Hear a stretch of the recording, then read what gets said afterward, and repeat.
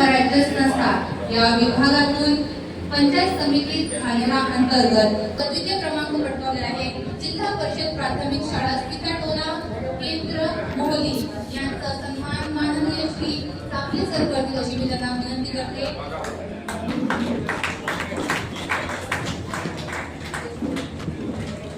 मोहली केंद्रातील कमी पटसंख्येची शाळा का होईना विविध उपक्रम शैक्षणिक गुणवत्ता विविध स्पर्धांमध्ये या शाळेतील शिक्षक तसेच विद्यार्थी नेहमी प्रावीण्य प्राप्त करत असतात। शिष्यवृत्ती असो किंवा विविध उपक्रम या शाळेत नेहमी उल्लेखनीय कार्यक्रम कामगिरी बजावली